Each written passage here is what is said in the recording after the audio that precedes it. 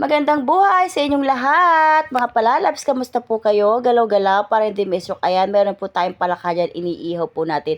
Naglagay po ang aking asawa dyan ng gin at lalasingin po niya ang ating palaka, guys. Yan po ang panglilinis niya sa ating palaka para po super linis, mawala po ang langsa ng palakang bukid.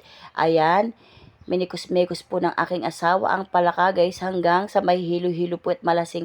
At yan, hinugasan na po natin ng malinis na tubig at binanlawan na po. At inulit na naman po niya ang paglilinis. Naglagay po siya ng asin. At yan po, gin na naman po. Lalasingin na po talaga niya ang ating palaka, guys.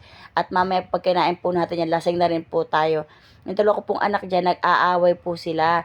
Nagsusubong po si Princess dahil si Rowan daw po layas. Nagpupunta raw po sa bukid. Ang sabi po ni Rowan na kumukuha lang daw po siya ng palaka, guys. Naghahanap daw po siya ng gagamba at yan, okay na po ang ating palaka, guys. Nalasing na po yan at sobrang linis na. Ayan, nilagay na po ng aking asawa sa kasirola po namin. Naglagay po siya ng toyo ni Mrs. At yan, nagdagdag po siya ng magic sarap. Kaya nga po naging magic, masarap pa. At yan, imemekos-mekos po yan hanggang sa magmix po ang ating mga nalagay na ingredients. At yan po yung balat ng palaka, guys. Huwag niyo pong itatapon yan dahil masarap po yan iprito. Pag naprito po yan, guys, ang sarap-sarap niya, guys. Para po siyang chicharon